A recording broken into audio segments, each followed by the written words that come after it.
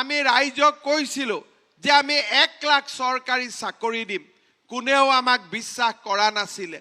চাওঁতে আমি 42,000 চাকৰি দিলোৱেই, আৰু অহা 11 তাৰিখে আমি গুৱাহাটীত একেলগে মিটিং পাতি প্ৰায় 50,000 ল'ৰা ছোৱালীক একেলগে আমি চাকৰি দিম। আমি অসম চৰকাৰৰ চাকৰি আজি সম্পূৰ্ণ স্বচ্ছভাৱে আমি চাকৰি দিয়াৰ কাম কৰিছোঁ, আৰু দুখীয়া ঘৰৰ ল'ৰা ছোৱালী উপকৃত হৈছে।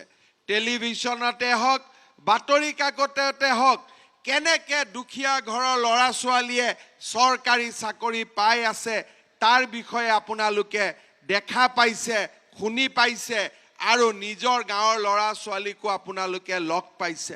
মই আশা কৰিম যে আমি এনেকৈ পঢ়া শুনাৰ এটা পৰিৱেশ নিৰ্মাণ কৰি আমি আমাৰ ৰাজ্যখনক আগুৱাই লৈ যাম।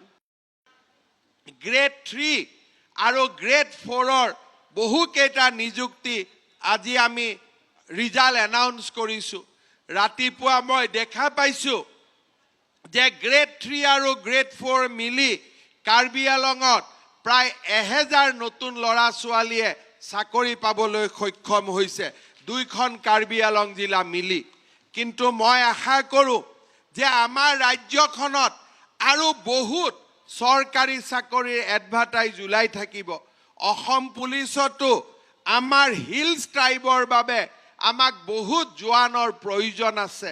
কাৰ্বি আংলং জিলাৰ ডেকা ল'ৰা ছোৱালীক অসম চৰকাৰৰ চাকৰিৰ পৰীক্ষাসমূহত আবেদন কৰিবৰ বাবে মই আজিৰ এই দিনটোতে আহ্বান জনাম।